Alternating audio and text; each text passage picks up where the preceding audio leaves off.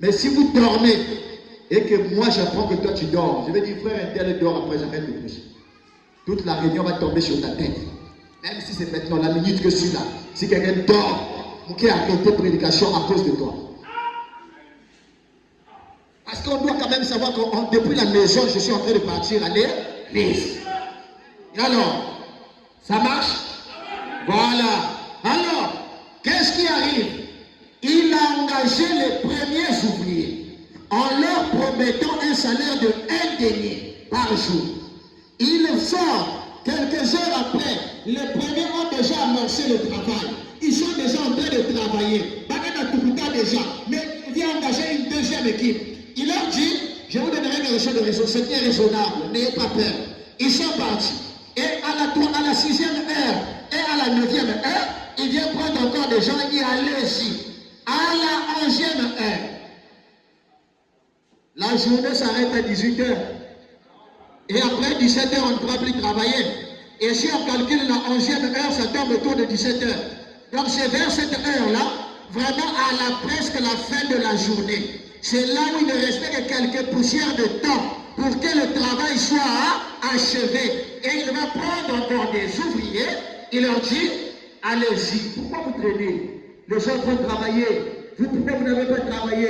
Mais il n'y a pas eu quelqu'un pour nous engager. Comme Dieu est bon, il est merveilleux. Il ne fait exception de personne. La même grâce qu'il a faite à Moïse, il te l'a fait aujourd'hui. Que quelqu'un acclame le Seigneur pour la bonté de Dieu. Et il dit non, je serai mort vers tout le monde. Il dit allez-y. Personne ne vous a engagé. Nous sommes à la 11e heure. À la 12e heure, la journée est finie. Mais d'accord, allez-y, travaillez dans mon champ. Comme personne ne vous a engagé, je vous engage.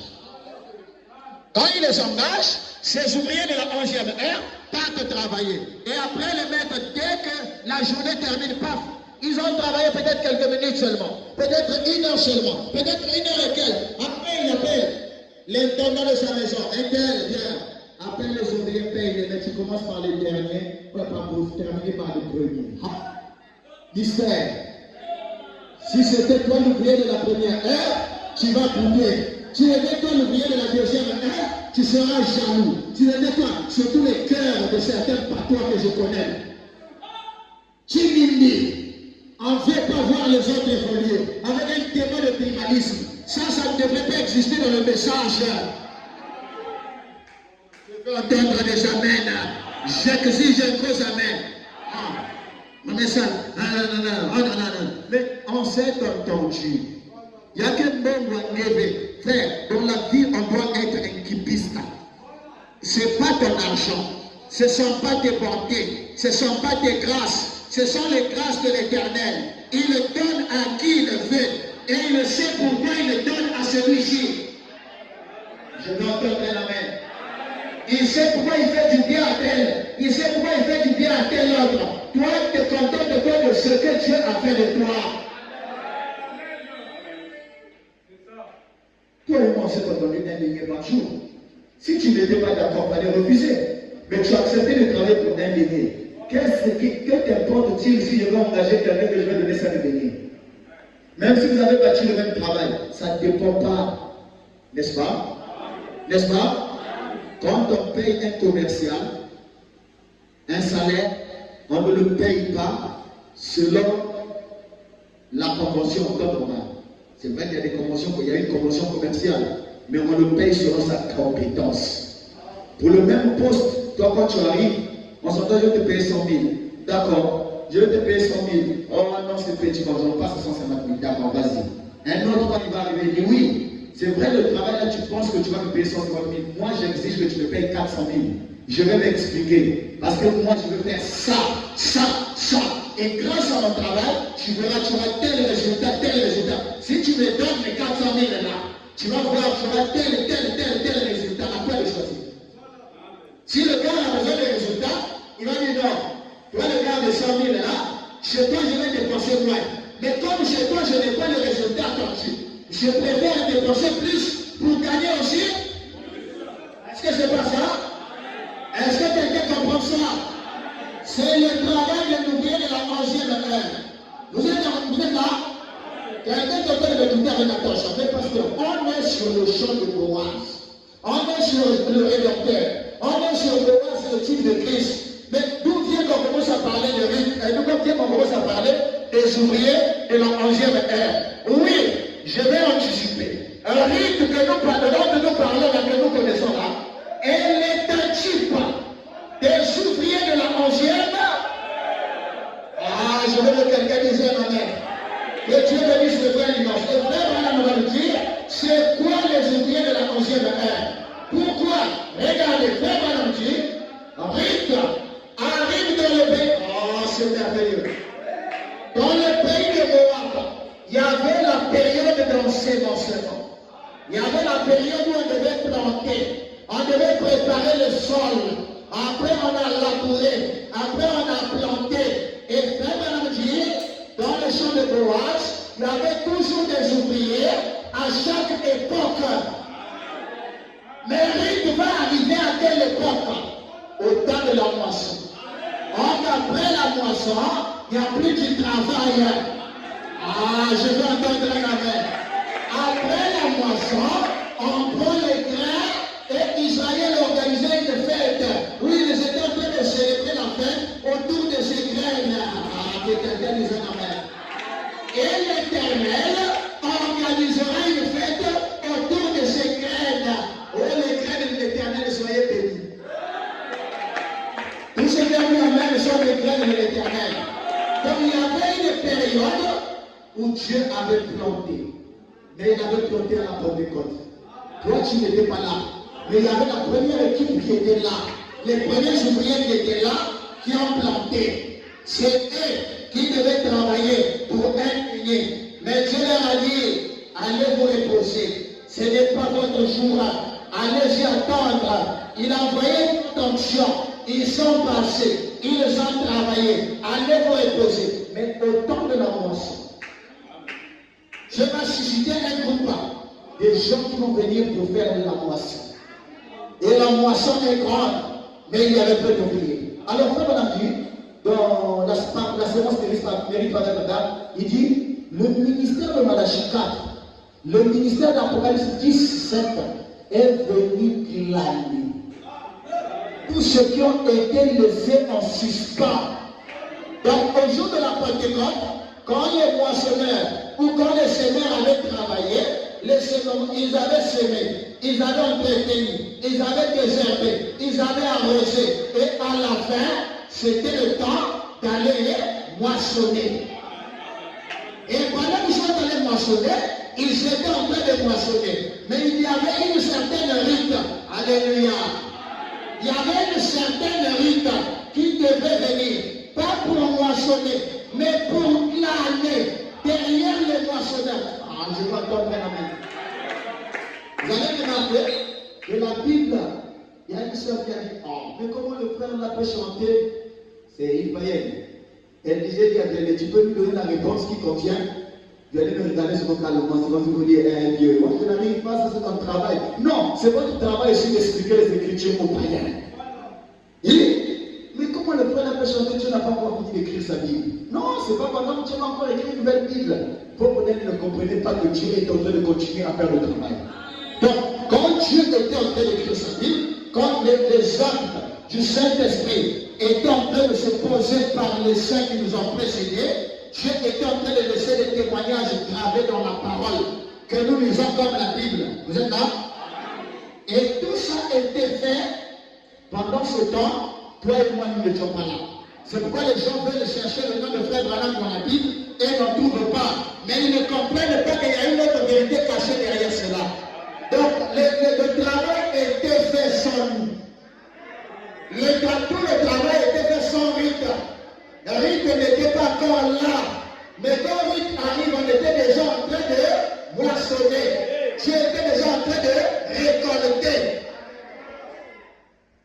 On va dire à Rite, va seulement glaner. Et en ce temps soir, nous avons reçu un ministère de glanage. Le ministère de Malachie 4 est allé chez ceux qui restaient en suspens. C'est-à-dire en suspens, ils ont mangé, ils ont pris tout, mais il y avait des petits trucs qu'ils ont laissés quelque part. Et ce suspense-là, c'est ça qui est venu glaner. Il est parti dans l'Ancien Testament. Il a examiné, il dit non. Quand Zacharie était en train de dire, vers le soir la lumière paraîtra, il était question de ça. Dans le livre d'Ésaïe, il a observé, il dit ici, Ésaïe était en train de faire mention de notre jour. Il a observé, il a regardé Ézéchiel, il dit Ézéchiel, quand il parlait de ce chérubin protecteur, il était en train de parler de Lucifer, le diable. Il a pris chaque prophète qui nous a précédés. Le Malachie 4, c'est le seul prophète qui avait le ministère de glanage. Acclamez le Seigneur. Paul a prêché merveilleusement la parole, mais il n'a pas glané. C'est vrai qu'il a essayé de glaner, prendre un peu, mais il n'est pas allé au profondeur. Quand Branham arrive, il a commencé depuis la Genèse. Il ne faisait que glaner. Et comme Ruth avait glané, le soir, quand elle arrivait à la maison, son panier était plein. Naomi ne manquait plus à manger. Et ils étaient dans la joie. Or, la joie de Naomi ne va pas s'arrêter au glanage. Donc, la joie de Ruth ne s'arrête pas au glanage. Mais la joie de Ruth va l'amener au mariage. Et quelqu'un disait Amen. Donc, le message de Malachie 4 nous apporte plus de connaissance de la parole, plus de révélation de la parole, grâce au glanage de la parole. Mais nous n'allons pas nous arrêter au glanage.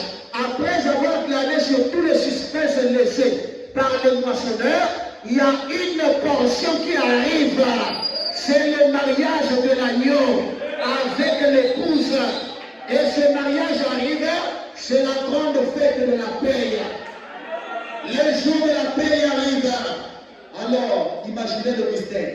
Au lieu qu'on appelle d'abord les premiers, on commence par les derniers. Frère Branham dit dans les 7 sceaux, il dit, oh, l'épouse de la première veille, celle de la deuxième veille, de la troisième veille, jusqu'à la 7e veille. Chaque âge avait une épouse qui était allée se reposer. Parce que la voix avait dit à Daniel, Dieu avait dit à Daniel, et toi Daniel, ton temps arrive à la fin, va te coucher, mais il y a un jour qui vient, il y a un peuple qui viendra, et ceux-là qui liront le livre, cachent secret ces choses, ceux qui liront ce livre-là, la connaissance, et ils prieront comme c'était au temps du planage. Et ce temps est arrivé, mes frères. C'est le moment où l'épouse doit planer toute la parole. Le prophète a pris, il a plané, il nous a donné. Nous avons mangé. Maintenant, le travail qui reste, c'est quoi? On va appeler. Tant que riche, l'ouvrier de la 11e heure n'a pas reçu son salaire, Paul restera dans la tombe. Vous ne comprenez pas ça? Vous ne comprenez pas ça? Vous ne comprenez pas ça?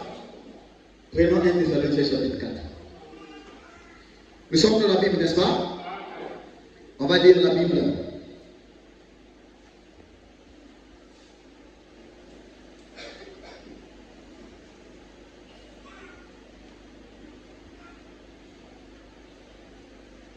Oui.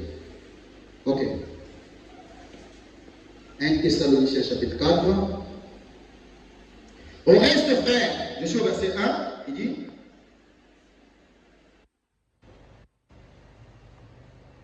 au reste, frère, vous avez appris. Attendez, c'est quel verset?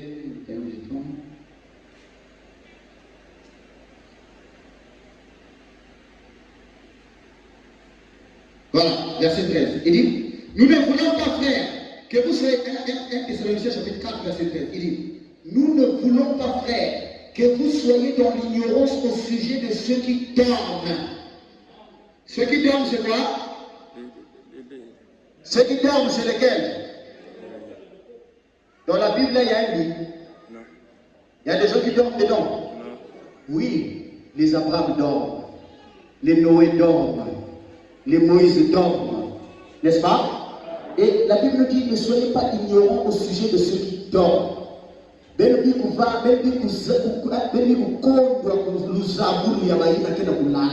comme ça, non? C'est comme ça on interprète ça, non? Mais il faut que vous soyez c'est-à-dire ayez la connaissance au sujet de ceux qui dorment. En d'autres termes, ayez la connaissance au sujet de ceux qui sont morts. N'est-ce pas? Il dit, au reste, frère, non, nous ne voulons pas, frère, que vous soyez dans l'ignorance au sujet de ceux qui dorment, afin que vous ne vous affligez pas comme les autres qui n'ont point d'espérance. Car si nous croyons que Jésus est mort et qu'il est ressuscité, croyons aussi que Dieu ramènera par Jésus et avec lui ceux qui sont morts. Voici en effet ce que nous vous déclarons d'après la parole du Seigneur. Nous les vivants, restés pour l'avènement du... Donc nous les vivants, nous sommes restés pour quoi? Pour attendre quoi? Je comprends bien. Nous sommes à quel verset là?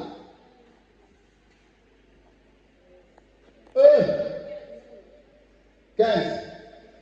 Non, vous ne suivez même pas. Voici en effet, verset 15. Voici en effet ce que nous vous déclarons d'après la parole du Seigneur. Nous les vivants, restés pour l'avènement du Seigneur, nous ne dévancerons pas ceux qui sont morts, car le Seigneur lui-même a un signal donné, à la voix d'un archange, au son de la trompette de Dieu. Alléluia. Descendra du ciel. Je reprends le verset 16. Car le Seigneur lui-même a un signal donné, à la voix d'un archange et au son de la trompette de Dieu, descendra du ciel, et le mort en Christ ressuscitera premièrement. Donc nous les vivants, étant restés pour l'avènement du Seigneur.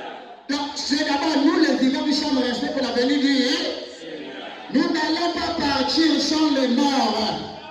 Nous n'allons pas les précéder. Mais tant qu'il n'y a pas de vivants, il n'y aura pas de résurrection. Parce que le Seigneur lui-même descendra du ciel. Alléluia. Frère Branham dit, il ne descendra pas comme nous voyons un nuage en train de descendre. Non, non, non.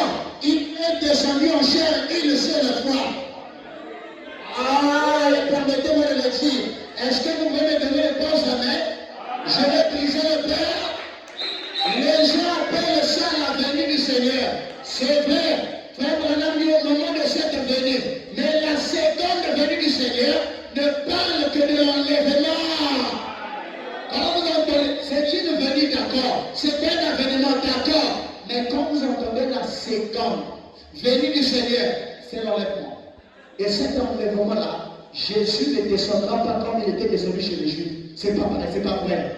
Il a dit lui-même qu'il ne posera plus son pied sur la terre tant qu'elle ne sera pas purifiée. Et là-bas, la Bible dit, le Seigneur lui-même descendra et les morts en Christ ressusciteront. Ça se passera comment? Un cri de commandement, une fois, et le son de la trompette. Le cri de commandement, alléluia. C'est le message que vous entendez. Alléluia. Et Madame dit, Jésus fait ces trois choses pendant qu'il a. C'est même une venue spirituelle, ce n'est pas physique. Même si on vous dit, regardez ses yeux. Un être physique n'a pas de yeux. L'ange n'a pas de yeux. Ce n'est pas une venue physique. Oh, il avait la barbe, d'accord. Ce n'est pas physique. C'est comme si tu voyais Jésus dans une vision, tu dis que non, je l'ai vu physiquement. Je sais que ce n'est pas une vision, ça a été photographié. Mais Jésus, vous voyez que Jésus, la Bible dit dans Colossiens, Jésus-Christ est l'image du Dieu quoi? Frère Madame dit, Jésus sera le Dieu incarné du millénaire. Donc, à partir du jour que le rachat a eu lieu, la colonne de feu s'est trouvé un corps dans lequel il est semblable à un humain. C'est celui-là. Et en dehors de ce corps, Dieu n'aura pas un autre corps. Il peut prendre d'autres formes pour nous bénir, pour nous visiter. Mais quant à son corps, il restera celui de Jésus de eux. Ça, c'est une visitation. Mais c'était Jésus, mais enveloppé de cet ange. Enveloppé de péricoton. Quand il descendra, il n'aura pas de périque.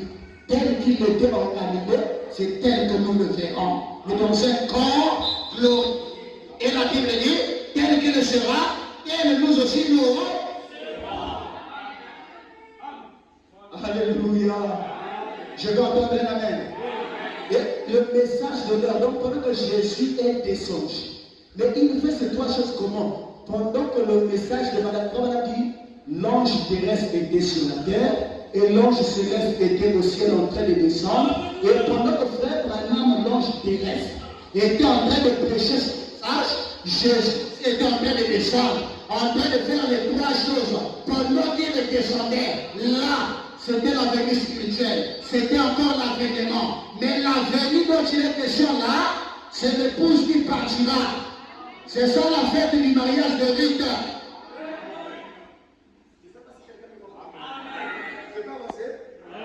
C'était dans le mariage de Ruth. Et quand le mariage de Ruth va avoir lieu, et remarquez encore une chose avant que j'avance.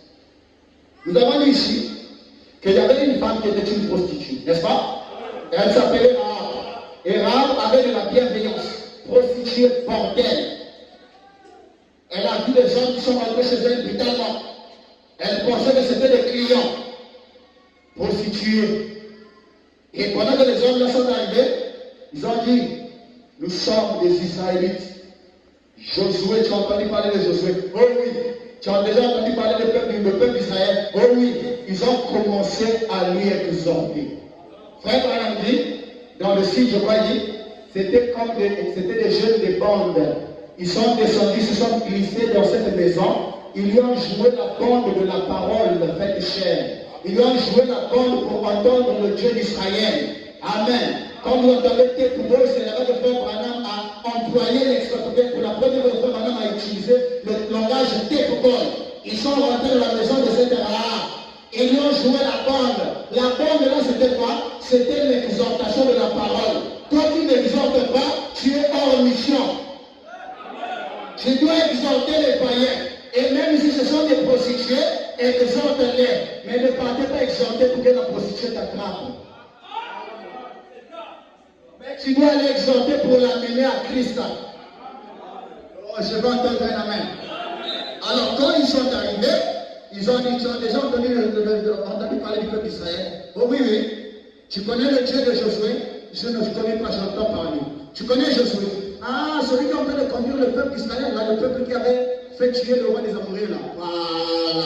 Tu connais ça? Oh oui. Ah, celui qui avait fait tuer le grand pharaon de la mer. Voilà. Nous sommes en train de venir s'établir dans ce pays selon la loi de l'Éternel. Le Dieu que Josué sert. Le Dieu qui avait englouti Pharaon dans la mer. Et nous allons rentrer ici. Nous sommes venus explorer le pays. Mais les gens sont en train de nous poursuivre. Toi, tu dois nous garder. Quand tu nous auras gardés, nous aussi. Quand on viendra dans ce pays, tu seras épargné. Elle a exhorté. Elle a dit, oh, je demande que ma vie soit épargnée. Je vous protégerai. Mais est-ce que vous me promettez en retour? On a donné le signe, le fil de cramoisi, on a attaché à la fenêtre. Vous vous rappelez de l'histoire, non? De Rahab. Et quand les enfants d'Israël sont rentrés, quand ils avaient l'onction de tuer par l'épée, chaque fois qu'un soldat israélien rencontrait le fil devant la maison de Rahab, la maison était épargnée. Chaque fois qu'on rencontrait le fil, la maison était épargnée. Quand il a fini de tout détruire, la seule maison qui a survécu dans ce pays-là, c'était la maison de Rahab, là. Et quand Rahab, la prostituée, a été épargnée, après, qu'est-ce qui va arriver? Israël s'est rassemblé. Israël a vécu heureux. Et Josué a partagé le pays. Et il y avait un général de l'armée d'Israël qu'on appelait Salmon. Il va désirer se marier, mais il va choisir une femme vertueuse. Et la femme vertueuse, c'était laquelle? La prostituée. Demanda Cordel, demanda Kindumba. Mais qu'est-ce qui montre que tu es devenu notre sœur en Christ? C'est que Kindumba, Foya Katuma, ça doit être remplacé par les vertus de la parole. Mais si tu viens à l'église, tu as toujours envie de séduire les frères, ça veut dire que tu es toujours bordel. Si tu viens à l'église, tu as toujours envie de séduire les sœurs, ça veut dire que tu es toujours un bordel.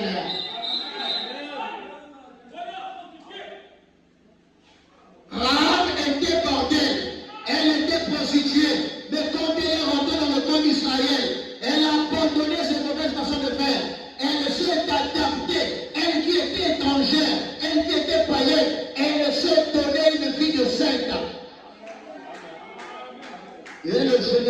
Salomon, non, mais Salomon, le général Salomon, il craignait l'Éternel. Il avait un bon témoignage. Il avait servi fidèlement le Dieu d'Israël. Il a trouvé une femme vertueuse. Il dit, moi c'est elle que je vais épouser. D'abord, quand tu as déjà sanctifié quelqu'un, quand tu as déjà purifié la vie de quelqu'un, laissez-la se marier dans le message. Laissez-la trouver un bon frère.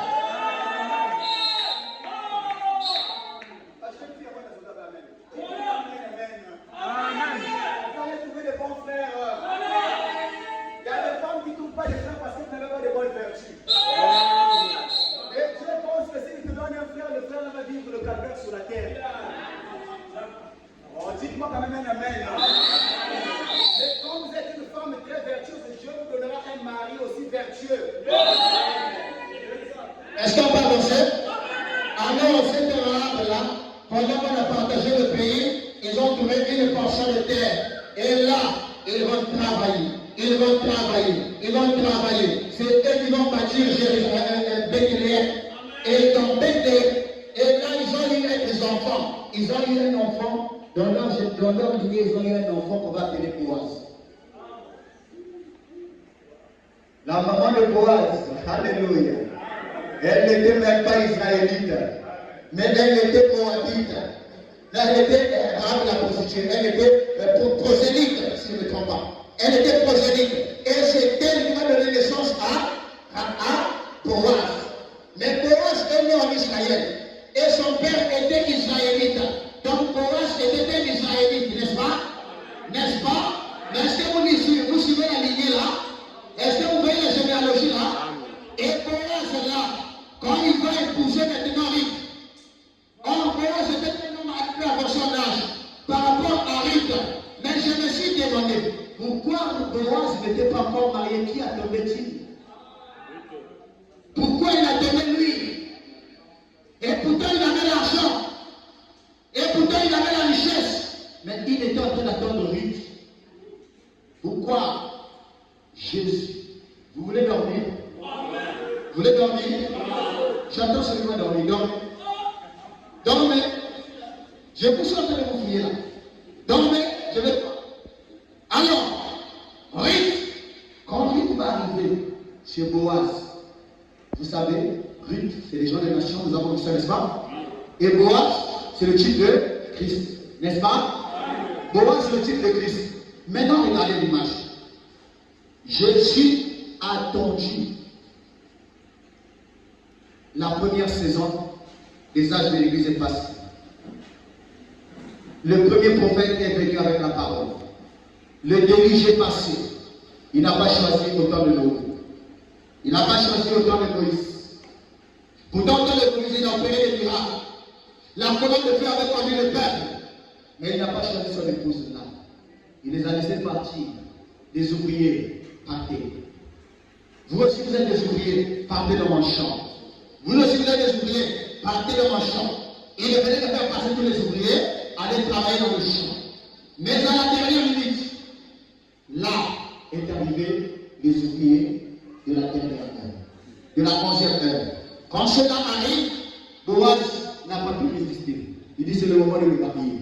Mais pourquoi il ne s'est pas marié au temps de Paul? Pourquoi il ne s'est pas marié au temps d'Abraham? Et pourtant Dieu avait aimé Abraham. Quelqu'un ici peut me dire que Dieu n'aimait pas Abraham? Dieu avait vraiment aimé Abraham. Dieu avait aimé David, un homme selon le cœur. Dieu avait aimé Salomon. Mais pourquoi il n'a pas choisi une femme à cette époque-là? En Salomon, il avait des descendants de sagesse extra. Mais pourquoi il n'avait pas choisi son épouse à cette époque-là? Salomon a eu un royaume qui typifiait les milléniums. Il n'y a jamais eu de guerre. Il avait la richesse et le bonheur. Mais Dieu n'a pas choisi d'épouse. Il était en train d'attendre encore. Boaz ne devait pas choisir tant que Ruth n'est pas arrivé. Est-ce qu'il y a quelqu'un qui acclame le Seigneur? Il est en train d'attendre que Ruth arrive. La Moabite. Et quand Ruth arrive, quand Ruth rentre dans la maison de David, et dans la maison de Boaz, elle va recevoir. Elle va recevoir le mariage. Elle va avoir un enfant. Et Ruth aussi, là où elle avait quitté, chez Machlon, elle n'a pas eu d'enfant. Mais quand elle rentre dans la maison de Boaz, Dieu lui donne un enfant. Et l'enfant là était le père du papa de David. Amen.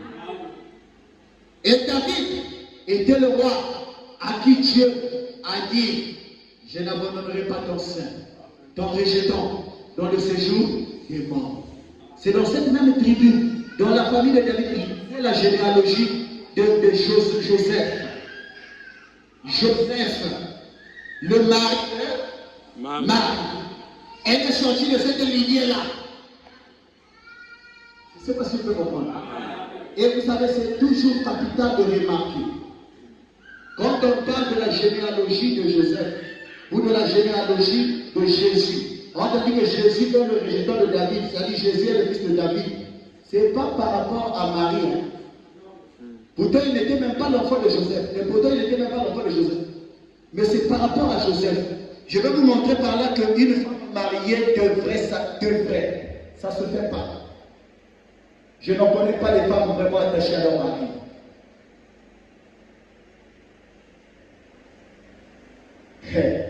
Oh my. Le pasteur Cyr est venu me faire dire une histoire. Il est champion de lire les histoires sur internet, les vidéos là.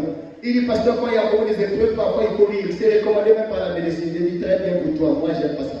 Alors, il dit, il y a deux femmes qui étaient en train de parler. Bon, il y a beaucoup d'histoires qui se passent. Maintenant, lui, il choisit des bonnes histoires et il garde ça. Il va faire rire sa femme, il va montrer. Mais les gens, parfois, sont têtus. Même si on a parlé, on a conseillé, ils n'écoutent pas.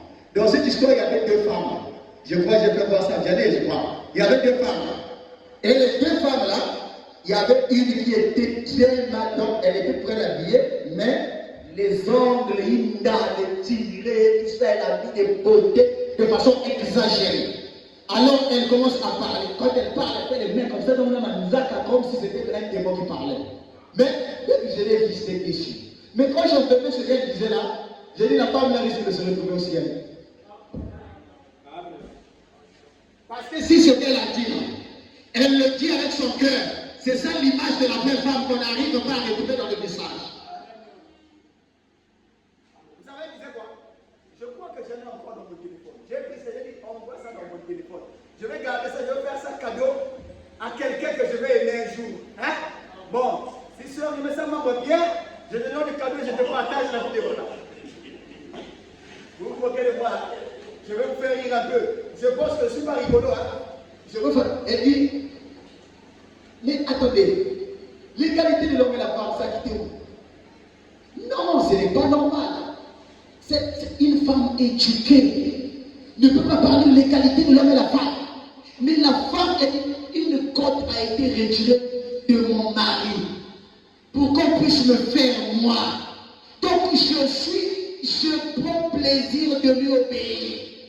Il ne m'impose rien. C'est moi-même, je prends plaisir de me soumettre à lui. C'est mon chef, c'est mon roi. Ah! C'est la leçon qui parle de ça. C'est mon chef, c'est mon chéri, c'est mon roi.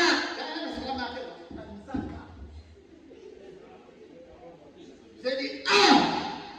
J'aurais été jugé par tes ongles. Mais quand j'entends ce qui sort de ta bouche, si ça sort vraiment du cœur, prends le ciel. Vous êtes fâché? Vous allez nous chasser au ciel? Sœur, ma soeur Kwaoua, qui vont raisonner comme ça, mon mari, et elle prend une vidéo et elle balance sur les réseaux sociaux, tout en oubliant, tout en se rappelant, ma mère peut voir ça, ma soeur peut voir ça, mon frère peut voir ça. Il ne m'impose rien. On a pris le corps de mon mari là pour me faire moi. Donc, c'est mon mari, c'est mon chef, c'est mon roi. Je prends plaisir de lui, de me soumettre à lui. Il ne m'impose rien. C'est moi-même, je prends. Vous comprenez le français? Amen. Est-ce que vous comprenez le français? Amen. Je prends Plaisir. Bon, Question je sais pas mark. si vous allez me dire qu'elle avait trop bien mangé, ou on lui avait payé pour dire ça, mais je ne sais pas. Enfin, non, on n'avait pas payé. Ma soeur est là-dedans. Rita, moi, pour Nicolas. Nous sommes en train de glaner dans le champ de Boaz. Et dans le champ de Boaz, il y a tout ça. Et on ne saute rien. On prend tout. Et l'autre. Mais seulement, elle avait vraiment beaucoup de beauté, mais il était un peu laide. Maintenant, l'autre, les deux vont aller dans le même sens. L'autre, là, quand elle s'est mise à parler, dans le même sens, elle était vraiment une femme très jolie. Pas jolie, bon. Je ne sais pas comment vous allez impressionner, mais moi, j'ai trouvé qu'elle était très jolie. Et quand vous voyez même la forme de la personne, vous vous dites, on dirait que. Est-ce que vous savez qu'il y a des formes, quand vous regardez la personne, vous voyez qu'elle est dans le dos? Oui. Hein? Et la femme, là, je crois qu'elle doit avoir plus d'argent que les femmes qui viennent ici. C'est-à-dire son aspect seulement, quand vous allez, si on la met à la télévision, quand vous allez regarder, vous allez comprendre qu'elle se retrouve. Il dit, regardez, madame, moi, je me moque parfois quand vous dites l'égalité de l'homme et la femme. Est-ce que vous, les femmes, si on vous donnait la responsabilité des hommes, vous pensez que vous allez tenir vraiment? Mais raisonnez d'abord. Ce n'est pas possible, on ne peut pas parler d'égalité de l'homme et la femme. C'est impossible, jamais. Rappelez-vous que la place est une femme très instruite.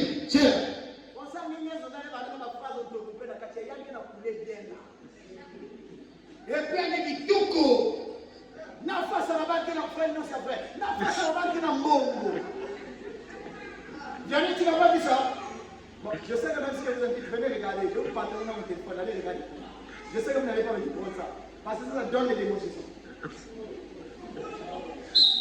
Et elle a des petits loups dorés, elle est dans la robe, elle est même cinglée. Donc vous savez qu'elle n'est pas dans le message.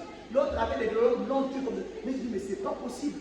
Il y a quand même des personnes bien éduquées. Il dit non, la place de la femme. Elle avait dit la place de la femme, c'est où? La place du mari, c'est où? Elle a dit la place, c'est pas ça, c'est non plus. Elle a dit la place de la femme, c'est la cuisine.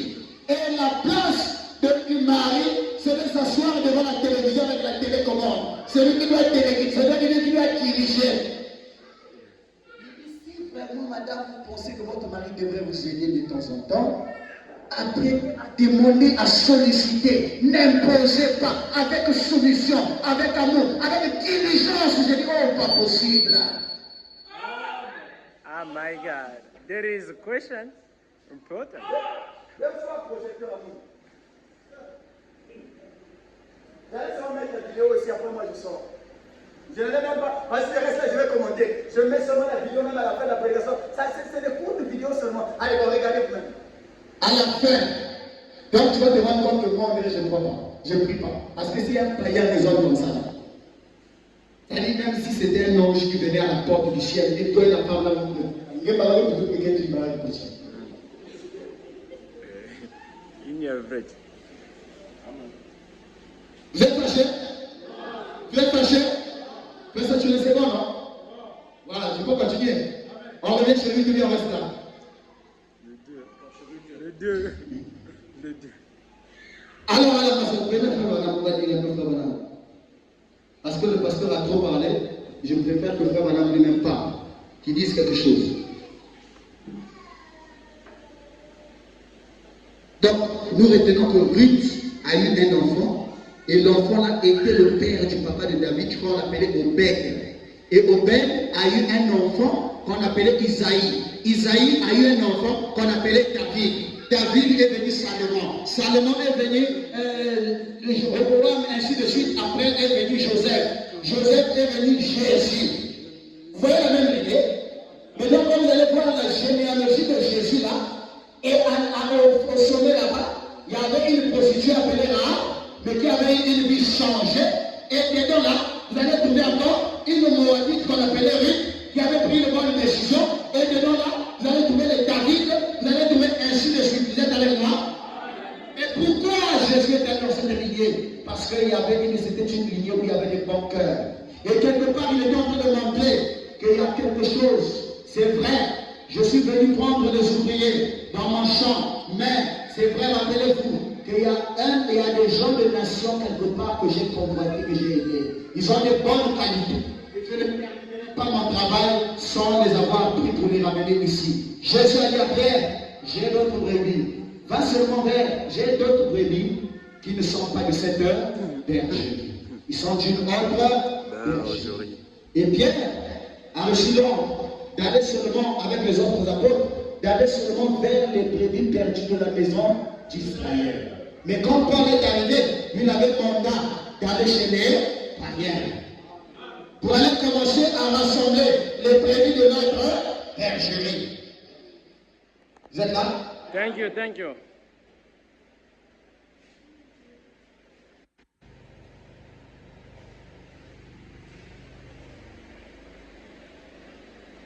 C'est mon roi.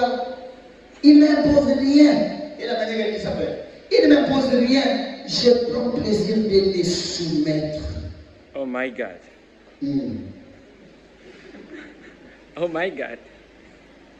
Écoutez, nous allons lire la parole ici.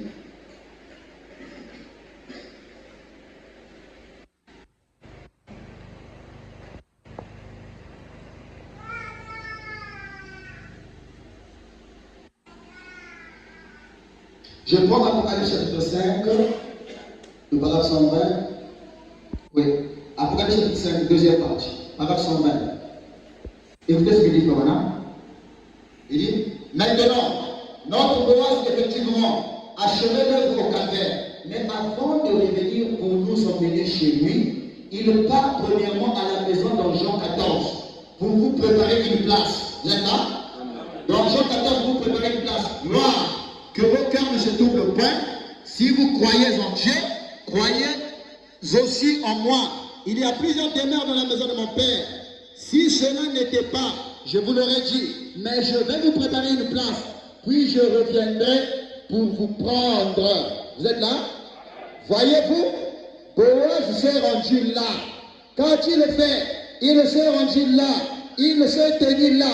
Il a pris les anciens, il est allé devant la porte, a ôté son soulier. Il a dit que l'on sache aujourd'hui que je rachète Naomi et tout son héritage.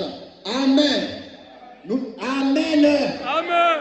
Et nous avons appris que Naomi était le type de l'église juive, n'est-ce pas? Amen. Et Jésus a été envoyé pour racheter la race juive.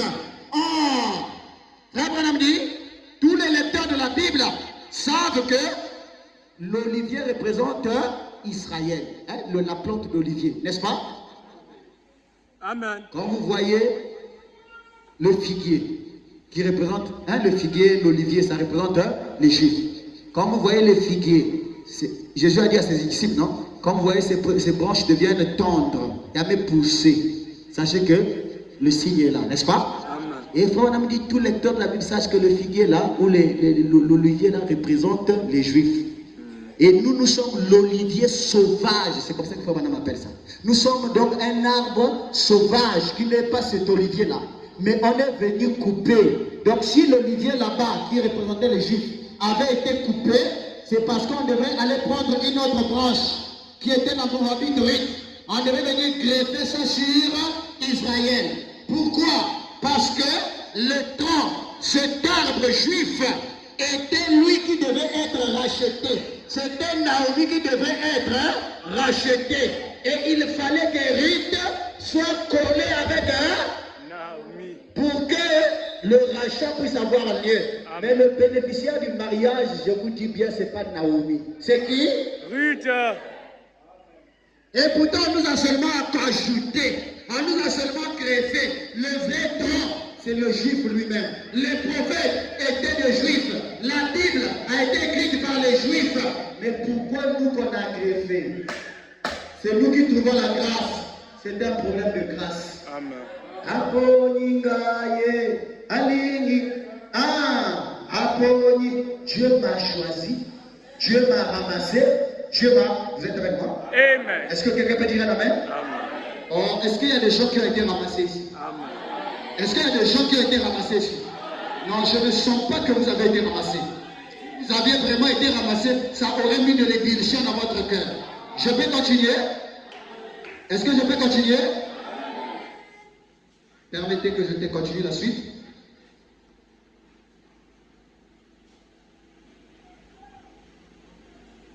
Ok, il dit, quand Jésus était venu, quand il était venu racheter Israël, Madame le dit clairement. Quand Jésus était venu, quand il était venu racheter Israël, quand il le fait en prenant Israël, il a eu l'épouse de Nasi. Il a eu l'épouse de rédemption. Il est venu racheter. Ce n'est pas moi qui dis, c'est Branham qui dit. Quand Jésus est venu racheter. Donc, c'est pourquoi j'étais en train de parler des gens qui parlent des juifs noirs. C'est bête. C'est vraiment bête. Regardez ce qu'on avait appris à l'école primaire. Nous appelions ça le 4 points Cardinaux. C'était comme ça, non? Amen. C'était ça? Amen. Ici, nous avons quoi? Le nord, non? Amen. Le nord, Le sud, nous avons le sud, est, l'est et... ouest. C'est comme ça, non? Amen. Le nord en haut, le sud en bas, l'est et l'ouest. Et le soleil part de l'est et se couche à... L'ouest. Or, la rotation du soleil est répétitive. De la même manière que hier, ça s'était levé, c'est parti se coucher. Aujourd'hui, ça s'est encore levé, ça repart se coucher. N'est-ce pas? Amen. Quand ça quitte ici, ça passe là, ça arrive là, ça meurt. N'est-ce pas? Amen. Ça va repartir par là pour que ça renaisse. Vrai ou faux? Vrai. Vrai ou faux? Vrai. Mais si les gens pensent que les vrais juifs c'était nous les noirs, c'était dans le pool là-bas, c'était la grande mer là où il y avait le jardin de Dieu, c'était dans le pool quelque part là-bas. Si les gens pensent comme ça, mais pourquoi aujourd'hui le message prend plus de l'ampleur en Afrique? Connaissez-vous un peuple qui prêche mieux le message que les Africains? Les Américains aujourd'hui ne peuvent pas prêcher comme les Africains. On m'a dit le pasteur Barouti est décédé. Il y a eu des géants en Afrique. Il y a eu des gaillards et des géants en Afrique. Hier, c'était seulement la RDC. Aujourd'hui, c'est le Congo-Brazzaville aussi. Et la Côte d'Ivoire, toute l'Afrique est en train de bouger. Je ne sais pas si quelqu'un peut dire Amen. Mais pourquoi? Et quand la paix le réveil, Frère Branham évoque les gens qui ont vécu avant lui. Il parle de Mouji, il parle de Sonké, il parle de Finé, il parle de beaucoup de gens, n'est-ce pas? Qui ont vécu là, qui étaient des vétérans dans la guérison divine. Des Bossoff. C'est même le Bossoff qui a initié Frère Branham dans la prière, dans la guérison divine. C'est pourquoi Dieu voulait qu'il lâche les pentecôtistes parce qu'il va apprendre quelque chose. Ce qu'il a reçu chez Bossoff. N'empêche qu'il a été le prophète. Mais il devait apprendre les autres. Donc il y a eu des vétérans. Et dans cette époque-là, l'Afrique n'avait rien. Je vous entendre la main. Amen. L'Afrique a eu des évangélistes. Mais étudiez sur quelle année les Tatanoulou et les vrais prédicateurs sont arrivés ici dans l'âge protestant. Des prédicateurs protestants qui ont prêché l'évangile, qui avaient la puissance du Saint-Esprit. Mais c'était avant que le messager de Manachika ne s'élève. Et il y a eu des âmes qui ont été sauvées dans ces âges-là. Mais quand il y a une chose qui se passe, quand la lumière du jour apparaît, les étoiles de la nuit doivent disparaître.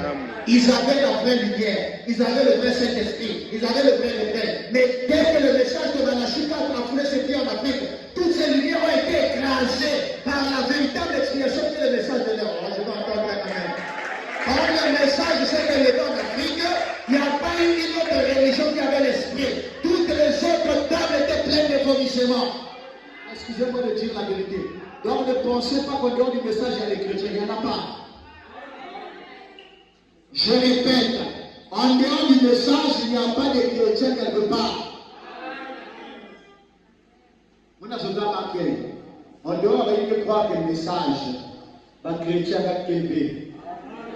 À l'église catholique, il n'y a pas de chrétiens. Chez les protestants, il n'y a pas de chrétiens. Il y a qu'ils avaient l'esprit avant que le message n'arrive. Mais quand le message est arrivé, vous savez, un jour à l'époque, à Paris, je louais chez une femme, elle est venue me voir. Elle dit, ah, tu pries dans le message. Oui, j'ai dit oui. Ah. Il dit, moi, tu me vois, non? Je suis une maman âgée. Quand j'avais votre âge, notre église avait des lois comme votre église. Notre église protestante que vous voyez aujourd'hui. Et les enfants protestants étaient bien éduqués comme vous. Tu ne peux pas voir un garçon qui a des copines. Il faut se marier sérieusement, aller voir les parents. Il faut. Et les femmes étaient bien habillées. Mais aujourd'hui, il y en a ça qui existe dans notre église. C'est votre église qui a pris la relève. J'ai dit, mais tu fais quoi là-bas? Pourquoi vous faites un il y a quoi déjà? Bon. Vous êtes là? C'est le premier, c'est les ouvriers de la 11e heure. Je peux continuer? Et quand Jésus est venu, il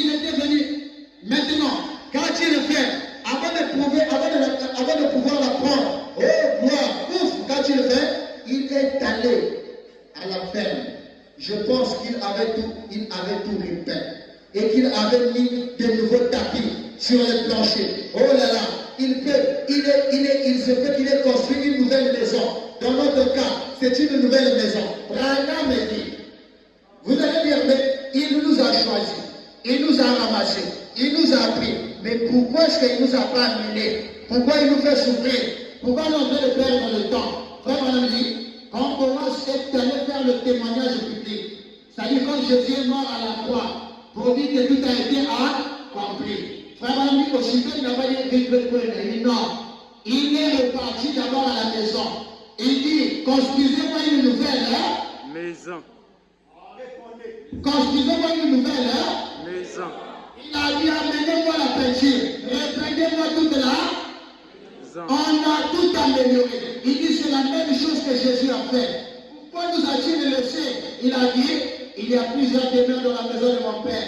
Je m'en vais vous préparer une demeure. Et quand madame dit, c'est une nouvelle maison qu'il est allé construire. Est-ce que quelqu'un parle de la maison?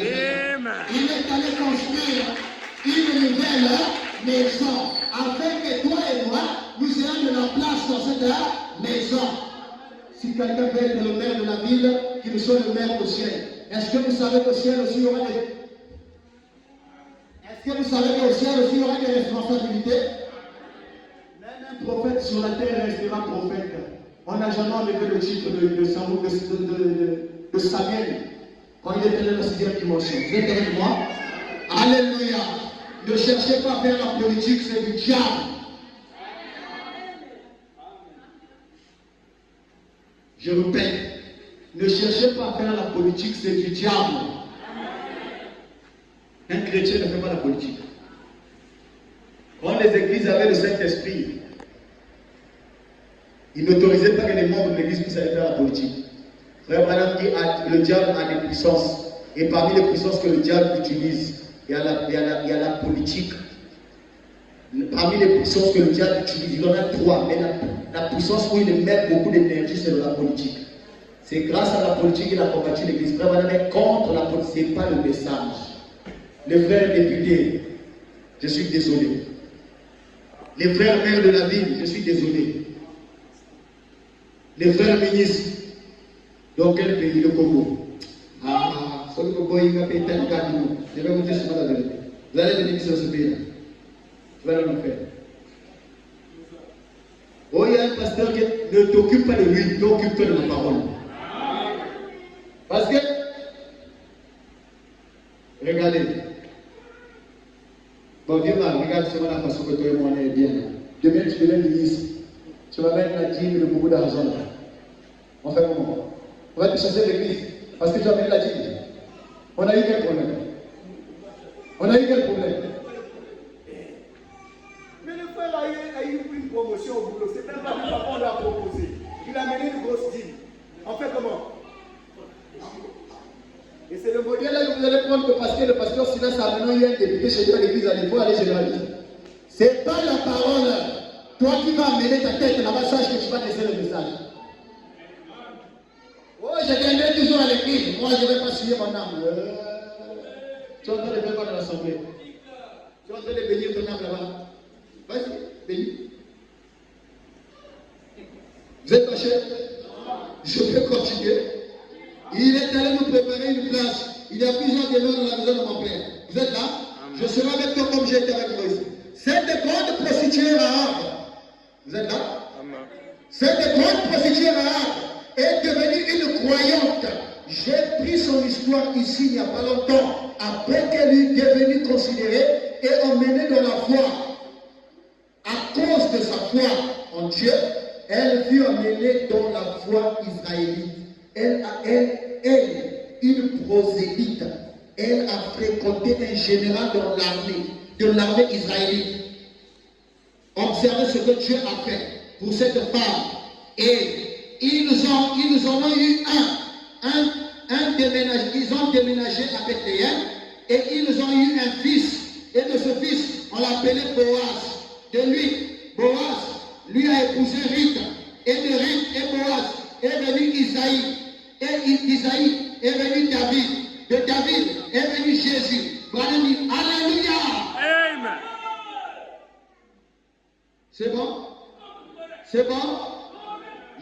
continuer. Prenons, je suis dans une bannière. Prenons très vite le tableau.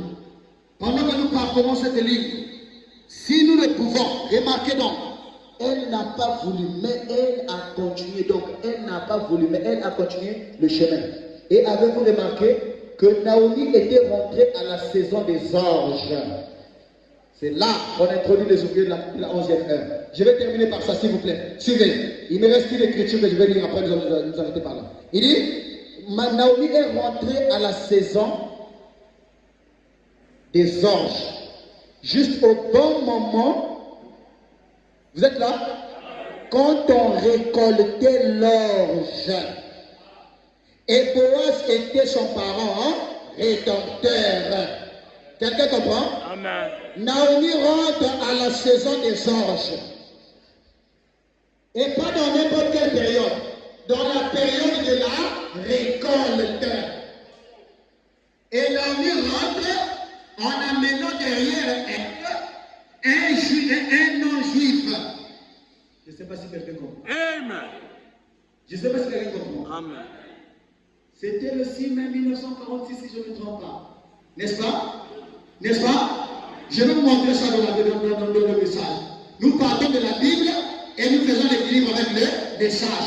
Nous partons de la Bible et nous ramenons le message. Le 6 mai 1946, quand on a annoncé Israël nouveau un pays, Israël s'était déporté. Ça, vous ne comprenez pas trop bien. Vous ne savez pas?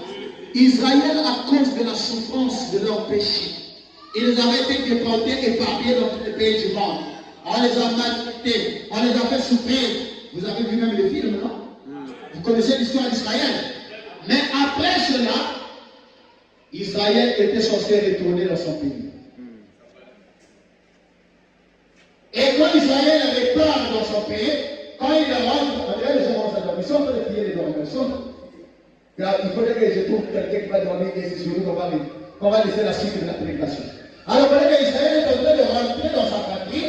À ce moment-là, il rentre, et à ce moment-là, on va reconnaître Israël comme à nouveau un État. Frère Branham dit, le plus ancien drapeau qui avait l'étoile de David, qu'on avait jeté, renversé et tout, il y avait eu l'abomination de la désolation, on avait cassé le temple construit par Salomon pour construire une mosquée. Et là, ils ont détruit la mosquée, ils sont en plein travaux pour rebâtir leur temple. Mais sachez que le temple là ne sera pas fini. Les gens sont en train de dire non, pourquoi les Juifs sont têtus, ils sont en train de faire la guerre. Tout ça, c'est Dieu qui est dans le combat. Parce que Dieu nous laisse encore le temps. Pourquoi? Parce que si Israël laisse la guerre, ils se concentrent à construire leur temple. Les jours qui vont finir le temple là, Dieu va descendre là-bas. Et Dieu ne peut pas être à la fois chez les nations et chez les enfants d'Israël. Impossible. Il doit terminer avec nous pour aller chez les Juifs. Alors si la gloire de Dieu repart en Israël, toi et moi, on n'aura plus rien. Avant que cette action arrive, l'enlèvement doit avoir un lieu. Comprenez le tableau? Est-ce que vous comprenez le schéma? Alors, pendant que Israël est déclaré, frère Branham dit, à la même date, presque à la même heure, l'ange du Seigneur est venu me voir pour me donner l'ordre de mission. Pendant que Naomi allait rentrer dans son pays avec Ruth, à ce moment-là, l'ange dit à Ruth, va dans le champ de Boaz, acclamer le Seigneur. Est-ce que ça s'accorde? Pendant que Israël redevient une nation reconnue dans le monde, à ce moment-là, l'ange du Seigneur va dire à William Branham, toi, va maintenant dans le champ missionnaire. Va faire l'œuvre d'un évangéliste, mais ne va pas en Israël. Va, c'est du côté de moi. C'est du côté de Rahab. C'est du côté du Congo. C'est du côté de l'apparition tabernacle. Est-ce que vous êtes avec moi? Donc il fallait que Israël revienne dans sa patrie. Il fallait que Naomi revienne dans sa patrie. Et quand elle revient, à ce moment-là, l'histoire va commencer avec un mythe. Oh, que quelqu'un acclame encore ici.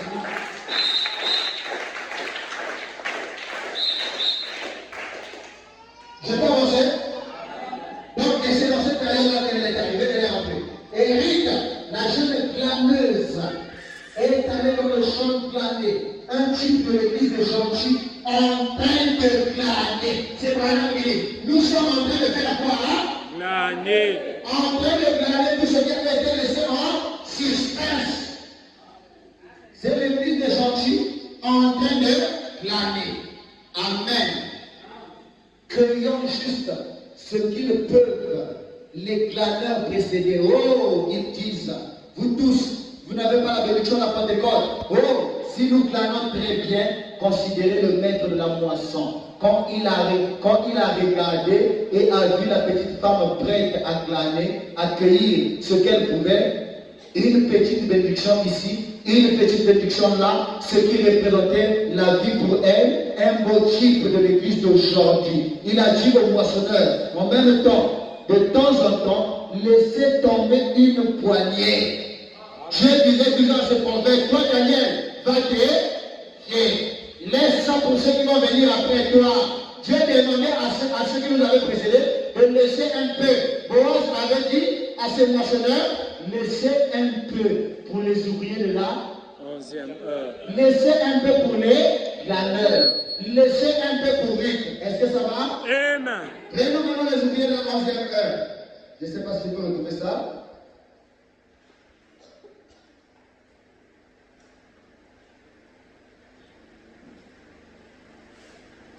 Le sceau de Dieu, je pense que c'est ça. Maintenant, observez.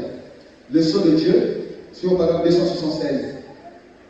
Maintenant, observez-le. Il a dit, retenez cela. Jusqu'à quand?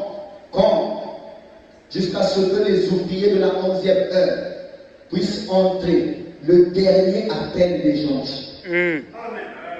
Branham dit, il y avait la première guerre mondiale. C'était avant l'époque de Frère Branham. La deuxième guerre mondiale, c'était là. C'était là. Est-ce que ça va? Amen. Il y a des élèves ici. Amen. Je vais vous prouver que c'était la période de Frère Branham. La deuxième guerre mondiale a eu lieu en quelle année? 1945. Hein? 1914. Frère Branham est né quand? C'est bien ça? Ça, c'est la première guerre mondiale. Ça, c'est la première. La deuxième guerre mondiale. C'est en 1939. 1939. 1939. Frère Branham a commencé à prêcher en quelle année? Vers 1940, 45, 40. Donc 2 ans après la fin de la deuxième guerre mondiale. C'est ça? Amen. C'est ça? Amen. Et Frère Branham dit, ici, retenez-moi ça. C'était quoi? La deuxième guerre mondiale. Dieu a envoyé des anges sur la terre. Il leur a dit, allez-y dire à ceux qui sont en train de se battre sur la terre, d'arrêter maintenant de se battre. Pourquoi? Écoutez, maintenant observez-le. Il a dit, retenez cela. Jusqu'à quand? Jusqu'à ce que les ouvriers de la 11e ère puissent entrer le dernier appel des gentils. La maman a travaillé là. Le papa et les autres ont travaillé ici. La grand-mère avait travaillé loin. Ceci est notre âge. La 11e heure. Point. Vous êtes là? Amen. Vous êtes là? Amen. Cette guerre mondiale s'est arrêtée au 11e mois de l'année, le 11e jour du mois, la 11 heures de la journée. Alléluia. Et à 11 minutes. Alléluia. Pourquoi Dieu devait faire entrer les ouvriers de la 11e heure?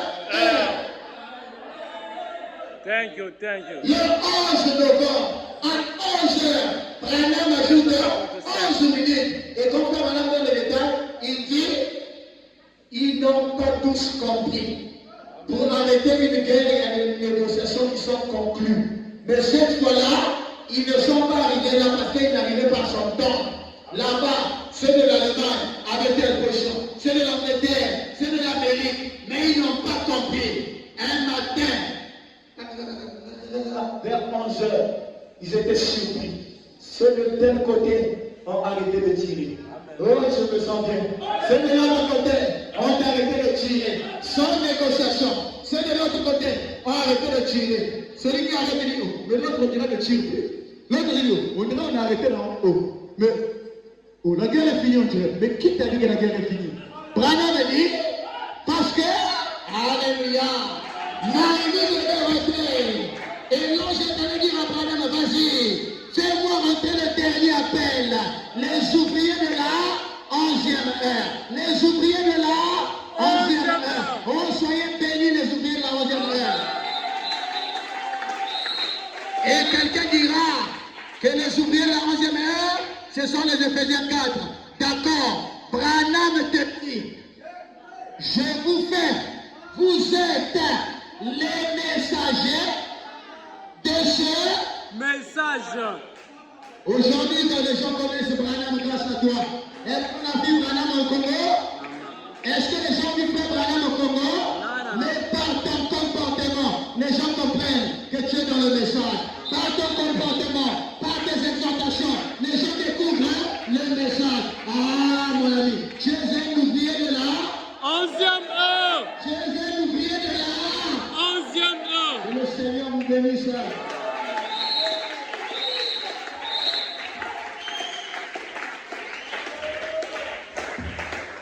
Le reste est la veille.